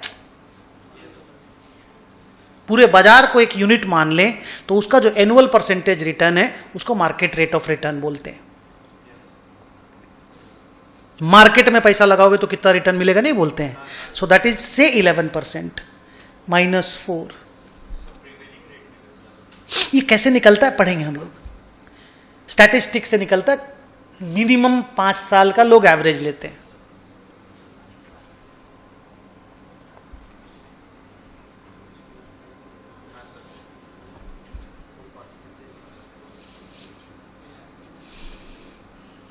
कमेंट करो। ये 11, ये 6, ये 6 सुजलॉन के लिए भी कॉमन है, रिलायंस के लिए भी कॉमन है, टाटा स्टील के लिए भी कॉमन है, इन्फोसिस के लिए भी कॉमन है। बिकॉज ये मार्केट से आया है और रिस्क फ्री गवर्नमेंट से आया है। Risk free rate of return has come from the government bond और RM is the market rate of return. तो मार्केट तो रिलायंस के लिए भी वही है। अरे मुकेश अंबानी तुम, मैं मान लो तुलसी तांती तो मर गया, मान लो अब उसका भाई चलाता है। तुलसी तांती सुजलॉन का मालिक।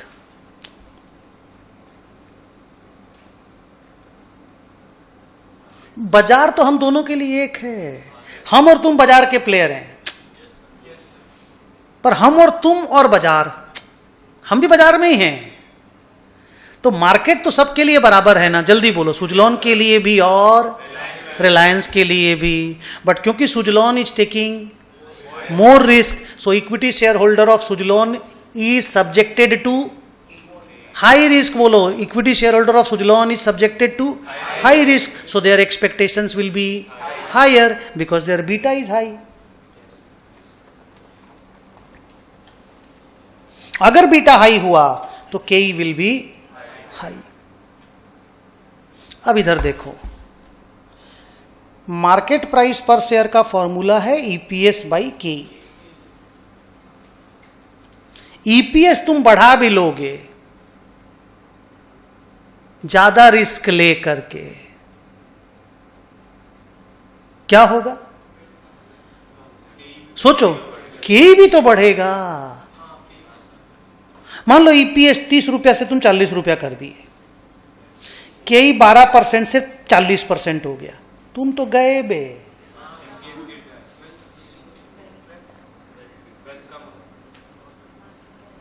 EPS तुम बढ़ा लिए, पर इतना रिस्क लिए ना कि के ही बहुत डिस्प्रोपोर्शनेटली बढ़ गया। तो वेल्थ डिस्ट्रॉय हुआ कि इंक्रीज हुआ? देखते हैं। 30/12%। अब मारो कैलकुलेटर, अब मारो। 30/12%, 250। 40/40%, 100। तुमने शेयर होल्डर का वेल्थ बढ़ाया या डिस्ट्रॉय किया? क्यों? तुम तो अर्निंग बढ़ाए थे। सर रिस्क भी तो बढ़ा है ना, ये अर्निंग कल नहीं आएगा तो। हम तो रिस्क लेकर के अर्निंग बढ़ाए हैं ना। तो खाली अर्निंग बढ़ाने से नहीं होगा, लेकिन अर्निंग नहीं बढ़ाने से भी नहीं होगा। अर्निंग बढ़ाना है और केई को कम रखना है, and then the wealth of the shareholder will be maximized, because wealth is a function of two things: earning per share and cost of equity. earning per share and KE. KE का दो नाम, cost of equity and expectations of the shareholders. तो देखो cost of equity तो word से समझ में ही नहीं आ रहा है, लेकिन expectations of the shareholder तो समझ में आ रहा है ना, थोड़ा थोड़ा नाम से। और कम से कम इतना तो बोल पाए ना कि if I am taking more risk, my expectation will be higher. Shivam का expectation is lower because Shivam is taking less risk. Done. ये थोड़ा हम ट्रैक से हट गए थे, ये हमको 1 घंटा बाद पढ़ाना चाहिए था, ये पहले ही आ गया। ठीक है, अब आइए वापस बैक में चलते हैं। आजा यहां पे, क्या लिखा? नीचे लिखो। अभी वहां नहीं, अभी उसको छोड़ दे, वो बात फिर आएगी ना तब पूछ लेना। क्या लिखा बोल? नीचे लिखो, traditionally there are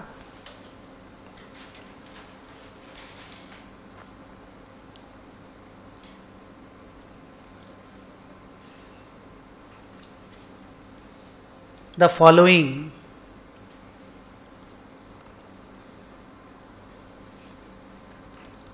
three sources.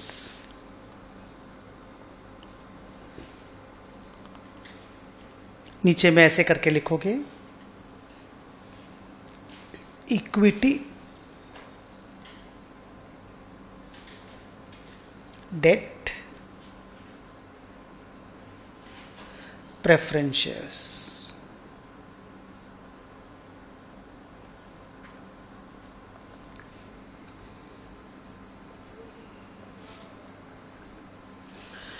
अब इक्विटी मतलब किन लोगों से पैसा ले रही है कंपनी? ओनर लोगों से, यानी शेयर होल्डर लोगों से। बोलिए हाँ। अभी जो आप लोग शार्क टैंक देखते हो, तो शार्क टैंक में जो पैसा लगाने वाले लोग हैं, जो आपके बिजनेस को फंडिंग करते हैं, जो आपको पैसा देंगे, वो लोग भी मेजॉरिटी में आपकी कंपनी का इक्विटी लेते हैं। वो लोग भी मेजॉरिटी में इक्विटी शेयर होल्डर ही बनेंगे आपके। तो आपको अपने बिजनेस को करने के लिए जो पैसा का जुगाड़ करना है, वो आप एंजल इन्वेस्टर के पास जाकर के जुगाड़ कीजिए। अपना पैसा देख लीजिए पहले, आपका अपना पैसा भी इक्विटी है, एंजल इन्वेस्टर का पैसा भी इक्विटी है। वो आपसे फिक्स्ड रेट ऑफ रिटर्न नहीं मांगेगा, 8% शिवम मांगेगा। तो सर हम उसके पास जाएंगे ही क्यों? मत जाओ, शिवम के पास जाओ। सर हम खाली अपना पैसा से काम करेंगे और मार्केट से डेट से पैसा ले लेंगे। कर लो, कोई प्रॉब्लम नहीं, कर लो, बर्बाद हो जाओगे थोड़ा दिन के बाद, अनिल भाई हो जाओगे। Too much of debt is risky. Company के, ज्यादातर कंपनियों के इंसॉल्वेंट होने का कारण उनका खराब धंधा होना नहीं होता है, उनका ज्यादा डेट होना। और 1-2 ठो भी खराब साइकिल को कंपनी अगर नहीं संभाल पाएगा तो इंसॉल्वेंट हो जाएगा, वो प्रॉब्लम है। खराब साइकिल नहीं आएगा जी लाइफ में, सारा दिन एक जैसा गुजरेगा। क्या 2008 का क्राइसिस मुकेश अंबानी ने नहीं देखा? अनिल अंबानी ने भी देखा। अनिल अंबानी डूब गया, मुकेश अंबानी सरवाइव किया। अकेले के लिए तो अनिल अंबानी के लिए क्राइसिस नहीं आया था ना। That is called risk management ना। क्या मुकेश भाई ने रिस्क नहीं लिया? पर साला आज भी उसका बैलेंस शीट देखोगे ना, इक्विटी से कम डेट है। हेलो, आज भी उसका बैलेंस शीट देखोगे, इक्विटी से कम डेट है, तभी ना मार्केट प्राइस वैसा है। अब तुम ऐसे सोचो, मैं वापस थोड़ा सा ट्रैक से हट रहा हूं, 1 घंटा बाद वाला पढ़ाई पहले पढ़ा रहा हूं। अब सोचो ना, कोई कंपनी का कैपिटल ऐसा है, डेट 100 करोड़, इक्विटी 10 करोड़ या इक्विटी 100 करोड़, और एक कंपनी का कैपिटल है टोटल 200 ही है, इसका डेट है 180, इक्विटी 20, और एक कंपनी है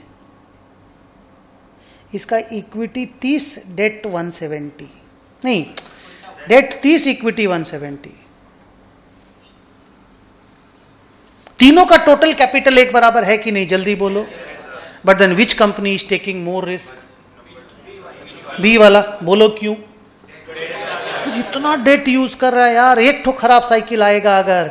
9:1 का डेट इक्विटी रेशियो है, 9:1 का डेट इक्विटी रेशियो है, इतना डेट यूज कर रहा है, रीपेमेंट आएगा, साला पैसा नहीं रहा तो, खराब बिजनेस साइकिल आया और इंटरेस्ट देने के लिए पैसा नहीं रहा तो फट से एनपीए हो जाओगे।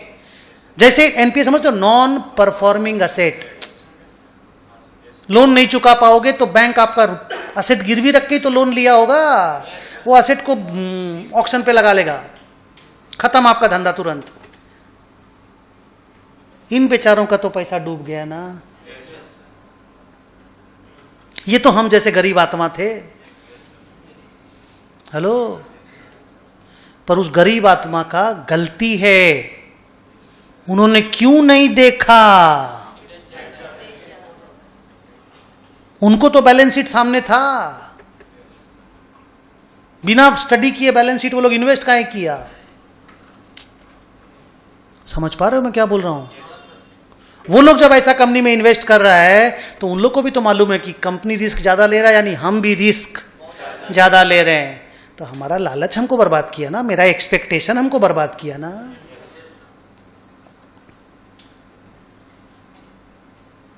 पढ़ रहा है पल्ले, बैक में आ जाओ, क्या लिखा बोलो? Equity, debt and preference shares. Equity की 2 कैरेक्टरिस्टिक बताओ जो डेट से अलग है।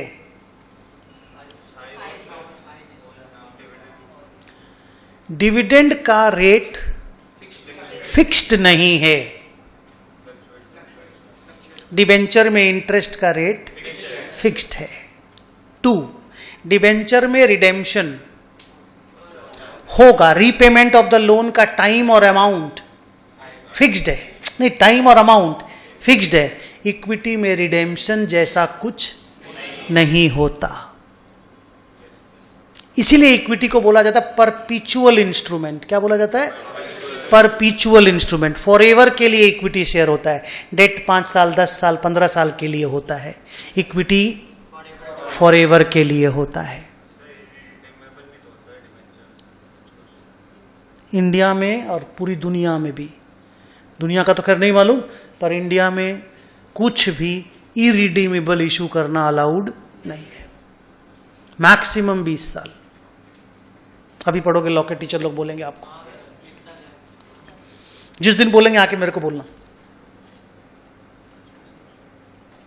रिपीट, इक्विटी में रिडेम्पशन नहीं होता,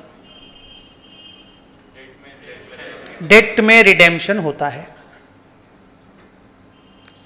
इक्विटी में रेट ऑफ डिविडेंड फिक्स्ड नहीं होता, डिबेंचर में रेट ऑफ इंटरेस्ट फिक्स्ड होता है। डिबेंचर के केस में प्रॉफिट हो या नहीं हो, इंटरेस्ट देना ही पड़ेगा। इक्विटी के केस में प्रॉफिट होगा तभी कंपनी डिविडेंड देगा, वो भी देगा कि नहीं देगा कंपनी सोचेगा, पर प्रॉफिट होने से ही कंपनी डिविडेंड देगा। क्लियर है? प्रेफरेंस शेयर के अंदर ऐसा क्या कैरेक्टरिस्टिक है जो डेट के जैसा है, और ऐसा क्या कैरेक्टरिस्टिक है कि वो इक्विटी के जैसा है। टाइम लेके बोलना, हड़बड़ी मत करना, क्योंकि ये सब चीज हम लिखाएंगे नहीं। सर प्रेफरेंस शेयर होल्डर लोगों का भी डिविडेंड रेट फिक्स्ड रेट से होता है, माने उनको डिविडेंड फिक्स्ड रेट से देना पड़ता है, और सर उनका भी रिडेम्पशन फिक्स्ड होता है, एक तय समय के बाद उनका पैसा वापस करना होता है। तो ये जो कैरेक्टरिस्टिक है ये डेट के जैसा है। रुको रुको, ये डेट के जैसा है, लेकिन उनको डिविडेंड तभी देना पड़ेगा, फिक्स्ड रेट से देंगे पर तभी देंगे जब प्रॉफिट होगा। अगर प्रॉफिट नहीं हुआ तो हम उसको डिविडेंड नहीं देंगे, फिर अगला साल सोचेंगे। उसमें भी दो तरह का प्रेफरेंस शेयर कैपिटल होता है, एक क्यूमुलेटिव प्रेफरेंस शेयर कैपिटल, एक non cumulative preference share capital.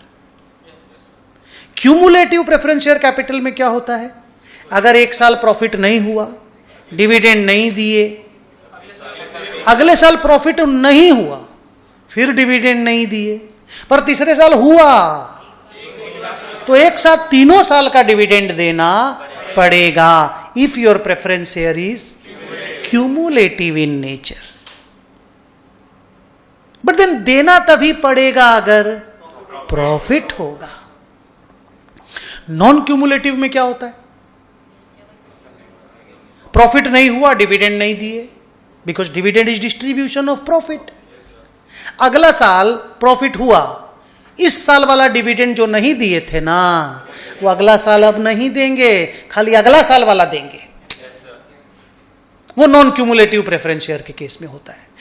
But forget about that, forget about that, वो कभी बाद में डिस्कशन का एजेंडा बनेगा। आज के लिए बताओ, प्रेफरेंस शेयर का डेट वाला कैरेक्टरिस्टिक कौन सा हुआ, fixed rate of dividend and तय समय पे रिडेम्पशन। इक्विटी वाला कैरेक्टरिस्टिक कौन सा हुआ, प्रॉफिट होगा तो डिविडेंड मिलेगा, प्रॉफिट नहीं होगा तो डिविडेंड नहीं मिलेगा। इसीलिए बोला जाता है प्रेफरेंस शेयर इज आधा इक्विटी आधा डेट। थोड़ा कैरेक्टरिस्टिक इसके अंदर डेट का है और थोड़ा कैरेक्टरिस्टिक इसके अंदर इक्विटी का है। ड्रॉप कर दें बात को, कॉपी में लिखो। हाँ,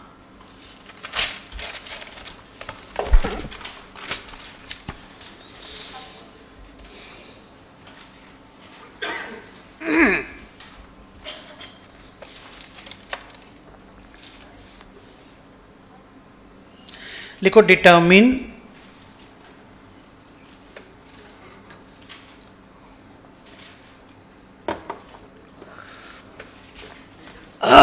सी में लिख रहा हूं ना बेटा, determine the cost of each source. क्या सर, डेट लेने से क्या कॉस्ट आएगा, प्रेफरेंस शेयर इशू करेंगे तो हमारा क्या कॉस्ट आएगा, इक्विटी इशू करेंगे तो हमारा क्या कॉस्ट आएगा, वो कॉस्ट ऑफ कैपिटल आपको पता करना है। सर कॉस्ट ऑफ कैपिटल कैसे पता करेंगे, चैप्टर है, हम लोग पढ़ेंगे। तो सर अभी क्या पढ़ रहे हैं, अभी पढ़ रहे हैं कि कल क्या पढ़ेंगे, नो वरी, नीचे लिखो। अच्छा एक तो सिंपल सा बताओ, हाँ क्या लिखा तुम लोग, determine the cost of each source. ना तुम लोग मान लो कि तुम लोग एक कंपनी के मैनेजर हो, तुमको पैसा उठाना है, तुमने बोला मैं डेट से उठाऊंगा 300 करोड़ रुपया, मैं प्रेफरेंस शेयर से उठाऊंगा 200 करोड़, मैं इक्विटी शेयर इशू करके उठाऊंगा 500 करोड़, टोटल 1000 करोड़ मेरे को उठाना है। कॉमन सेंस लगा के बोलना, आप लोग बहुत अच्छा सुन रहे हो, बहुत अच्छा बोल भी रहे हो।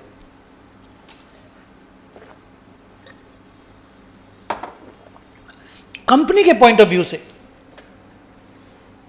कौन सा सबसे चीप आएगा, कौन सा सबसे कॉस्टली होगा, सबसे डेट चीप होगा, सबसे कॉस्टली इक्विटी होगा। अब आप तुरंत बोलोगे सर इक्विटी को तो हम चाहेंगे तो देंगे, नहीं चाहेंगे तो नहीं देंगे। तो ये तो सबसे सस्ता हुआ ना। इसको सबसे कॉस्टली क्यों बोलते हैं? क्योंकि इक्विटी का जो कॉस्ट होता है ना, वो expectation of the share holder से निकलता है। तुम क्या पे करते हो उससे नहीं निकलता। इसलिए मैंने बोला cost of equity is the expectations of the share holders. याद है ये वर्ड मैंने बोला था, cost of equity is the expectations of the share holder. तो तुम क्या देते हो क्या नहीं देते हो ये इंपॉर्टेंट नहीं है, शेयर होल्डर क्या एक्सपेक्ट करता है वो इंपॉर्टेंट है। और शेयर होल्डर का एक्सपेक्टेशन इक्विटी के केस में सबसे ज्यादा होगा। तो तुमको ये मान के चलना होगा कि कंपनी का भी कॉस्ट इक्विटी के केस में ज्यादा होगा। प्रेफरेंस शेयर के कॉस्ट को हम लोग बोलते हैं मॉडरेट। तो अगर मैंने तुमको बोला कि debt is a cheaper source of fund, क्या बोला? Debt is a cheaper source of fund, equity is a costlier source of fund, तो एक्सेप्ट कर लेना, चलेगा? पक्का? आगे अगर कंपनी डेट इश्यू करती है और कंपनी इक्विटी इश्यू करती है, कंपनी का रिस्क कहां पे ज्यादा है? सोच के बोलना, हड़बड़ी मत करना। Take your own sweet little time. अगर कंपनी डेट से पैसा उठाती है, डरना नहीं है, बोलना एकदम आराम से, तो कंपनी ज्यादा रिस्क ले रही है कि कम रिस्क ले रही है? गुड। और कंपनी अगर इक्विटी से पैसा उठा रही है तो वो कंपनी इंसॉल्वेंट होएगी नहीं। If my company is 100% equity, जैसे हम कभी इंसॉल्वेंट नहीं होंगे, हम 100% इक्विटी, जीरो डेट। मेरी बैलेंस शीट में loan zero, current liability zero, सब पैसा यही है बस।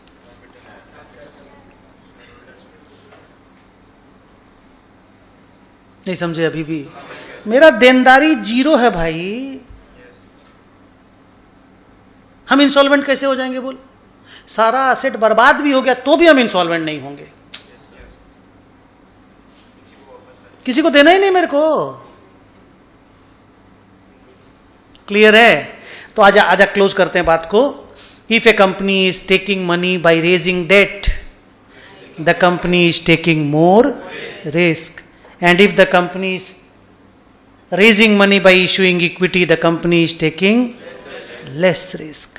तो हमेशा एक तो फंडा याद रखना, कॉस्टली चीजें लेस रिस्की होती हैं, सस्ती चीजें चाइनीज माल होती हैं।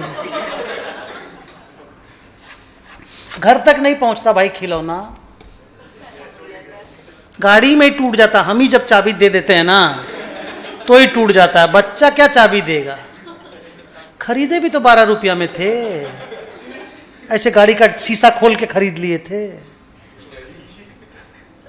प्ले स्टेशन खरीदते 40,000 रुपया दे करके, चलता 15 साल 12 साल 6 साल, खरीदे थे वो वाला। हेलो, क्लोज करो, आई एम सॉरी टू से, क्लोज करो। मैंने क्या बोला? कॉस्टली चीजें लेस रिस्क, एकदम बेसिक फंडा है कि नहीं हमको बताओ। कॉस्टली चीजें लेस रिस्की होती हैं, चीपर चीजें मोर रिस्की होती हैं। इसीलिए डेट जो चीपर है वो मोर रिस्की है, इसीलिए इक्विटी जो कॉस्टलियर है लेस रिस्की है।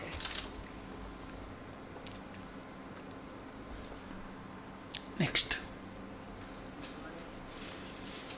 क्या लिखा बेटा? डिटर्मिनेशन या determine the cost of each source. और ये कॉस्ट ऑफ ईच सोर्स कैसे पता करना है, इसके चैप्टर आएंगे। D,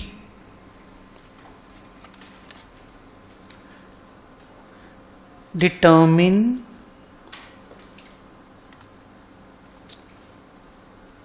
the risk involved in each source.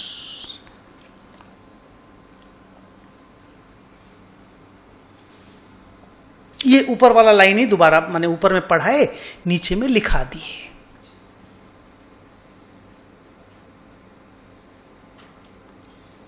Okay, ई में लिखो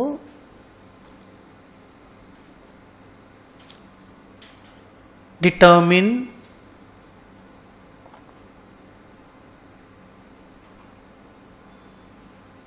a debt equity mix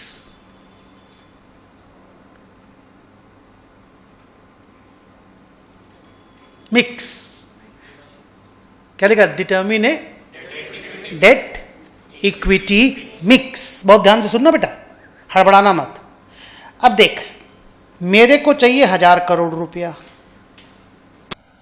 मेरे को मालूम है कि डेट चीप है पर रिस्की है. मेरे को मालूम है इक्विटी कॉस्टली है बट लेस रिस्की है.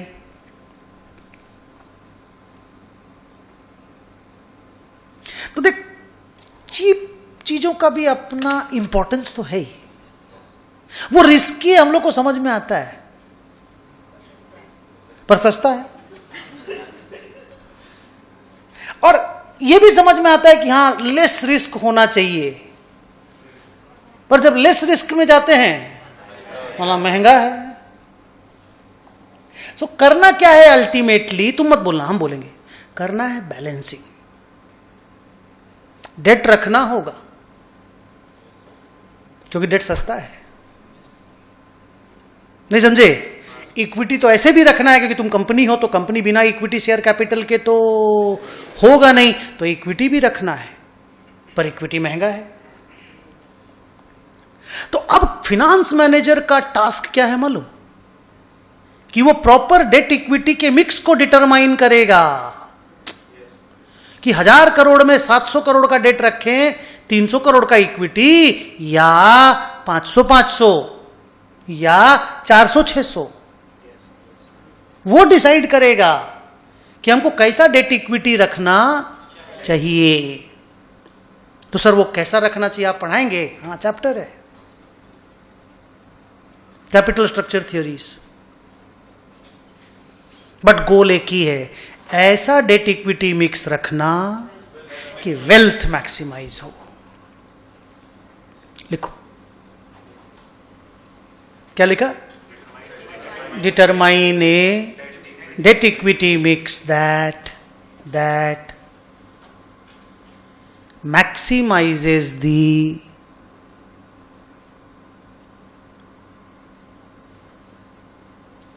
wealth of the shareholders. एक बार पांचों स्टेप को ABCDE करके बोलो, फिर एक तो ब्रेक लेते हैं छोटा सा. पहले बताइए, समझ में आ रहा पूरा पढ़ाई? हाँ, और डिफरेंट है, अकाउंट से अलग है. बोलो, कितना पैसा चाहिए? हाँ, वो हो गया. भाई खाली स्टेप बोल. कहां कहां से पैसा जुगाड़ हो सकता है? बोलना नहीं है, सी बोलो जल्दी. जहां से भी पैसा जुगाड़ हो सकता है उनका कॉस्ट पता करो. कौन चीप है, कौन कॉस्टली है, पता करो. Determine the risk involve in each source of fund. जहां से भी पैसा ले रहे हो उसमें रिस्क पता करो कि तुम साला कितना रिस्क ले रहे हो जब वहां से पैसा ले रहे हो. तो उसके बाद कॉस्टली और चीप चीजों का एक मिक्स बनाओ, और वो मिक्स ऐसा होना चाहिए कि शेयर होल्डर का वेल्थ मैक्सिमाइज्ड हो. सब ठीक? नीचे लिखो,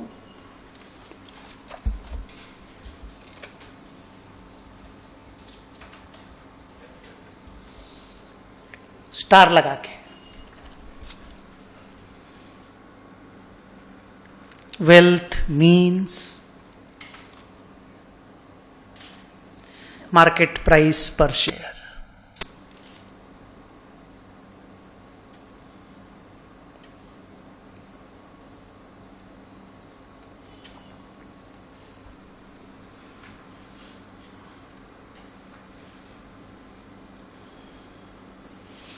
It is, full stop, it is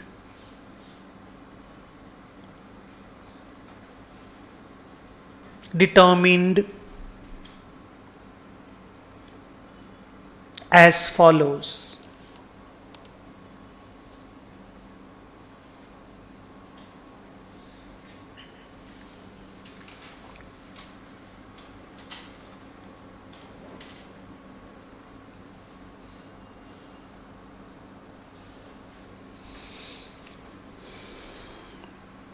EPS किसको बोलते हैं?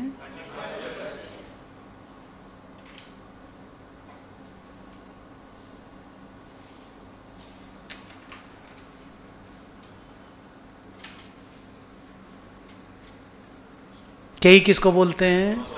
दो नाम, cost of equity is equal to, माने k e is equal to cost of equity is equal to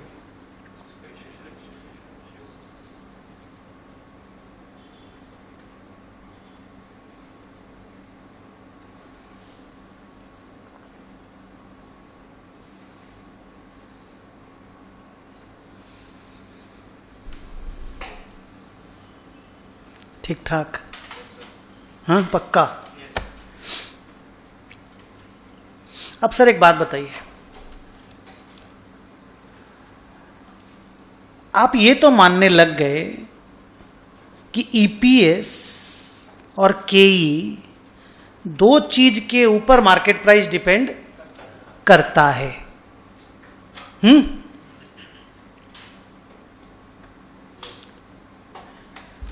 ये वाला इनकम स्टेटमेंट भी आप मानते हो?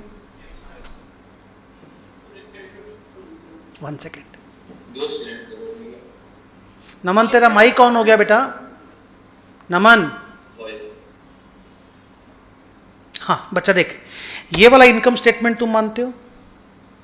अगर हम आपको डेटा दे दें अभी थोड़ा देर के बाद ब्रेक के बाद आएंगे, डेटा दे देंगे और आपको हम बोलेंगे इस तरह का एक इनकम स्टेटमेंट हमको बना के दो, ईपीएस हमको ला के दो, ईपीएस आप ला दोगे? केई आपको हम दे देंगे आज, कल परसों तो आपको निकालना भी सीख जाओगे, कल परसों मतलब महीना भर बाद निकालना भी सीख जाओगे, पर केई हम आपको दे देंगे, तो क्या आप ईपीएस डिवाइडेड बाई केई कर पाओगे? तो मार्केट प्राइस पर शेयर निकाल पाओगे? अब अगर हम आपको 3 कॉलम बनाने बोलेंगे, कॉलम 1, कॉलम 2, कॉलम 3, अलग अलग डेट इक्विटी रहेगा सबका, पर टोटल कैपिटल सेम रहेगा, सोचो क्या बोले हम? डेट इक्विटी अलग अलग रहेगा, टोटल कैपिटल सेम रहेगा। सुनना, टोटल कैपिटल सेम रहेगा, डेट इक्विटी रेशियो अलग अलग रहेगा। आपको ईपीएस तक जाने बोलेंगे, आप ईपीएस तक चले जाओगे, केई हम दे देंगे, आप एमपीएस निकाल लोगे। जिसका एमपीएस ज्यादा आया वो बेटर है कि नहीं? मेरे को 5वां स्टेप पढ़ के सुनाओ। 5वां स्टेप क्या है? Determine the debt equity mix that maximises the wealth of the share holder, और वेल्थ इज एमपीएस। तो जिसमें एमपीएस हाईएस्ट आने का उम्मीद है, उसी डेट इक्विटी मिक्स को हमको सिलेक्शन करना चाहिए। यही तो ऊपर का 5 स्टेप में बोला गया। कितना फंड चाहिए, कहां से फंड जुगाड़ होगा, कॉस्ट कितना लगेगा, रिस्क कितना इन्वॉल्व है, और डेट इक्विटी मिक्स, यही तो 5 स्टेप है। ये 5 स्टेप का प्रैक्टिकल कैसा होता है, ये ब्रेक के बाद आके करेंगे। ओके, 10 मिनट का ब्रेक है।